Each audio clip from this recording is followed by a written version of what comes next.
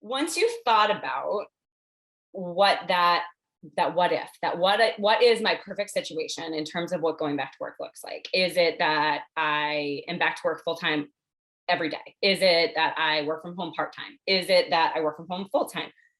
And I'm speaking hypothetically of like an actual physical location, but there's a lot more than that. Am I doing the same job? Am I doing 80% of my past role? Am I changing jobs? I think really right now there's so much transition happening because everyone's had such a unique experience over the past 18 months and is deciding what that means for them.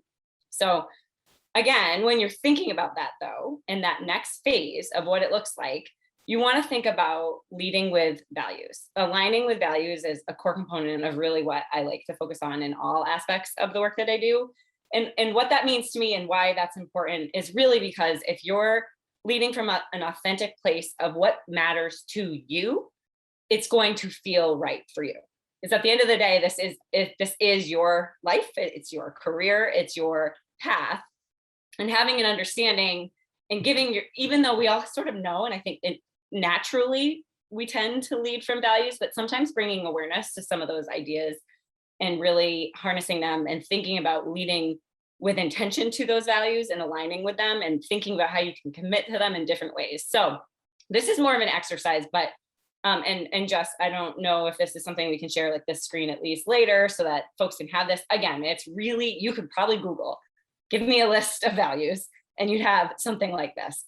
Obviously, this is not fully comprehensive, but there's a lot of things here. Certain things might overlap and align. But the important thing is that they're all important. I dare you to find something on this list that is not important. Everything is. It's just a matter of how important it is to you at this moment in time. So the point of this exercise is meant to, at this moment in time, at this point of transition, what are the core values and non-negotiables and must-haves that I am connecting to when I immediately look at this list? And because I'm not going to put anyone on the spot to do this, I would encourage you to look through, figure out what those top 3 are for you, and kind of follow along in your own path of working towards this as we're in this session right now. I'll do it to myself if needed, or if anyone wants to. I'm happy to do it with somebody else. If you want to raise your hand, I'll talk you through the process. But ultimately, you want to identify your top 3. So usually I would have you sort them in different columns, but for today, I think it's just look at this and it's like, what are the immediate top 3? And again, you'll hear me say this a lot, but I'm going to say release the guilt a lot because you look at this list and you see something like friendship, or I think there's like romance, or there might be family, and it's our immediate desire is like, oh, I should choose that because of course those things matter to you. That's not the point. The point is, in this moment in time, there's no judgment on what you choose. It is what is guiding you when you think about what that return to work looks like. What do you need? What are your must-haves? What are your non-negotiables? And what are the values that are driving that? So, I mean, if I had to question myself, I was thinking about this earlier, what would I choose? I mean, I think I immediately was like self-care, control, and flexibility. So let's just go with those for me. But so what you want to do is pick what your top 3 are. From there, define them. And I think we all know what all these words mean. So by no means am I saying, explain to me the definition of family or flexibility. But what does it mean to you at this point in time when you think about your career, your job, going back to work? What does it mean? So when I think flexibility, I think I need to know that I have the flexibility to be where I need to be for my kids. That's my own personal experience.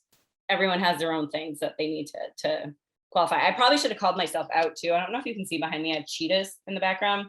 So I'm in my daughter's room with cheetahs. So they're not real, so don't be afraid. But they're there and they're watching us. So I bring that up because I need flexibility for my kids, one of which loves cheetahs. And the other one, what else did I say? Control. So what does control mean to me? It's honestly, for me, probably, it'd be managing all of the potential pitfalls and making sure that I feel in control of the process I'm about to undertake. And I don't remember. Oh, self-care. Self-care just means it's going to feel like a lot to go back to work. So what does that look like? And how do I make sure I'm taking care of myself? Because I can't fill from an empty cup. But you want to define them, dig into what they mean to you and why. Why are these values that are you feeling connected to and aligned with right now? And what does that mean? And, I think the next iteration of that is, okay, so now I've defined them. I know what my values are. I know how I would define them. Once you've defined them, it's thinking about how they're being honored in your life today, and what that like scale of 1 to 10 is. So again, I'll just use myself because I don't want to put anyone on the spot, because this is a very personal conversation in terms of values, right? So flexibility. How, on a scale of 1 to 10, how well is that being honored in your life? The point of that question, and ask yourself that question for your top 3 values. And the reason why you want to ask that question is because you want to determine what kind of that satisfaction level, or how well it feels like that's a piece of what's going on in your life right now, in your work. So flexibility right now for me, I'm going to give it a 7. So there's room for opportunity. And really, you're just trying to get a sense of where it is. So if I say 7, what does that mean? That means there's opportunity. So then the next question is, if it was a 10, what would that look like? So typically this is more of a one-on-one conversation, because it's easier to walk through and get you to think through this. But I want these questions to be questions you're holding on to and thinking about. What are my top 3 values? How do I define them? Why do they matter? What does it mean to me? How well am I honoring them in my life today? Or how well are they being honored in my career today? Or how present are they on a scale of 1 to 10? What would it look like if it was a 10? And then from there, it's thinking about, how do you start to commit to those values? If there's opportunity, if you feel like your values, the things that matter, that's great. I think there's always room for opportunity though still. So the next piece of this process would be to figure out how you can commit to these values.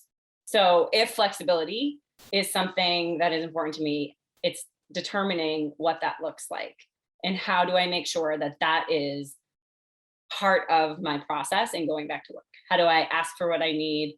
How do I make sure that I have the flexibility I need? And there's been a lot of actually, Cam, recently in one of the posts you shared, you sent an article. I think it was a New York Times article.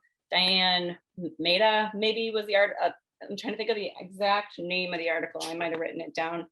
How parents can ask for flexibility when offices reopen. It was a great article and aligned with so much of the way I would say you want to commit to what you need and ask for what you need.